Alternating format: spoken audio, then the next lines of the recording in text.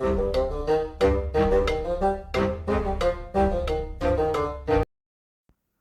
and welcome to the Critic Coolers. Today we are doing a review for Railway Empire 2. Now I was very lucky to actually grab hold of a copy of this game before launch. So over the last few days I have been playing this game and seeing what it has to offer. Now I did actually play and review the first one of this game as well. So this is the second installment, and boy have they gone big with this second installment. There's been a ton of changes and improvements, let alone a lot more, just everything that this game has to offer. Now, for anyone that doesn't know what this game actually is, it is kind of like a Railway Empire tycoon type of game. You have to create a railway and you have to have them thrive amongst the world that you are playing in. One of the good things about this game is that it can take part almost anywhere in the world. There is a lot of different maps, a lot of different places, and it really is open to you and depending on what you want to do within this game, to how you want to play. There is a campaign mode, there is a skirmish mode, there is a scenario mode. So this game has a lot of content to offer. And it isn't just as simple as setting up a railway in one town and another, connecting them, and boom, you're done. You're going to make endless amounts of money. There's a lot of management that this game actually has to offer as well. So if you are into simulation games or management games, then this really could be the game for you. You have to manage your company, the trains that you actually have, the competition that you're going to be facing, because you're not the only rail empire out there. Very often you're going to be competing against other empires as well. And so completing little checklists or little quests that the game offers you is going to go a long way in ensuring that you are the dominant faction on the map.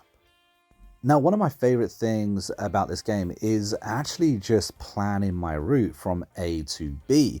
It sounds simple enough, but when you have to lay down your track, you really do have to think about what it is you are actually doing. For instance, if you lay down track through a mountain, well, that's going to cost a lot of money because you're going to be digging a tunnel.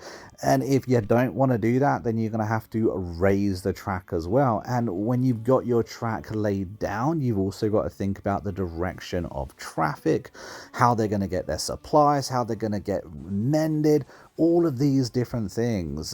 There's a lot to think about with Railway Empire 2, and I'm really pleased that they've actually gone down this route, because while I enjoyed the first version, I felt that perhaps it was lacking a little bit. But this game has been developed by Game Mind Studios and published by Calypso Media. And it's going to be released on the Switch, the PlayStation, the Xbox, and the PC. So you're going to be able to get your hands on this game in almost any platform you actually play. However, this is a little bit more expensive than the last game at $49.99, depending on which platform you're actually buying it on. I really hope this game is continued to be looked after, supported, and possibly we're going to see more DLCs in the future for.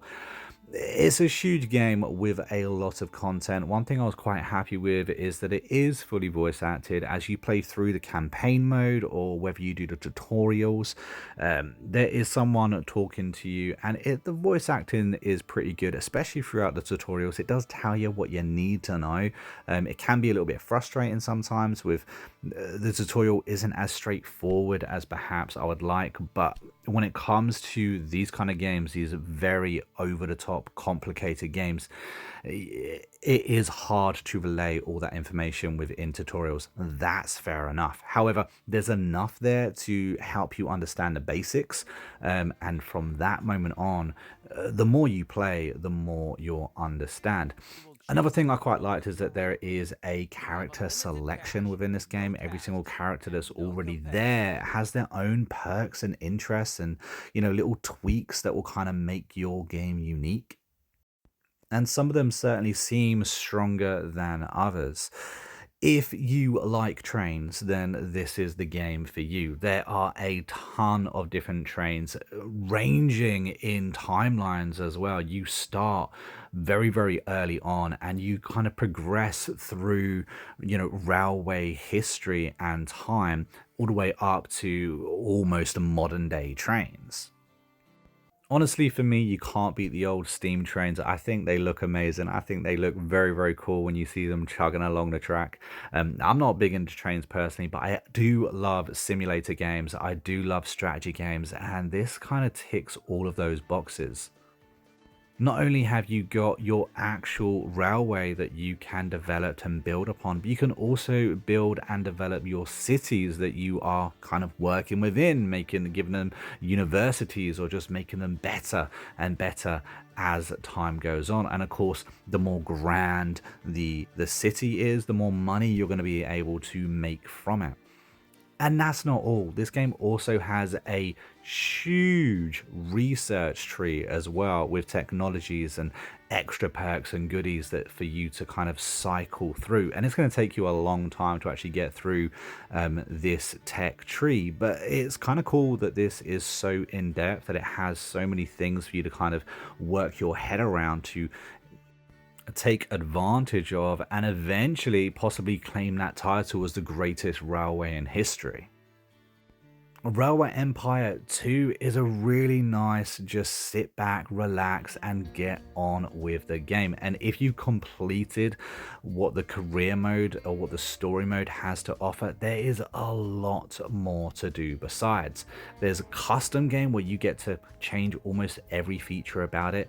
There's scenarios as well. These are kind of hard, actually, these scenarios, and I kind of enjoyed working my way through them. And of course, there is your own custom game as well, because within sandbox mode you can kind of just have fun and just build at your heart's content without any kind of restrictions whatsoever. All the research is already done, there's no money limit, you can just have fun and see what works. In other words, regardless of your skill level, you should be able to find something that actually fits you. During my time playing this game, I had no groundbreaking bugs either. This game worked as intended, it didn't dashboard or anything like that, so I'm really pleased with the performance of this game, especially once you get to, say, the end game scenarios and you've got multiple cities, multiple tracks, and at that time a hell of a lot of trains to be keeping up with. The game seemed to hold itself very, very well.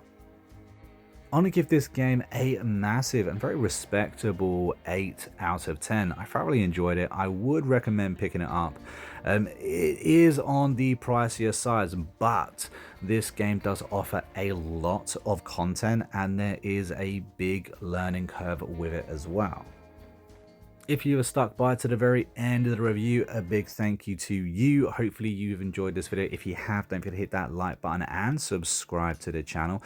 Don't forget we have actually released our very own dystopian novel. It's called Seven Broken and Bound, and it is one hell of a journey. If you enjoy a read, the link is down in the description. And don't forget to comment Red Banana down below. Just confused with those people that didn't watch to the very end or that are new to the channel. But until next time, I've been a Mark, we've been a Critically Curious, and I will see you in the next video real soon. Until then, take it easy and happy gaming.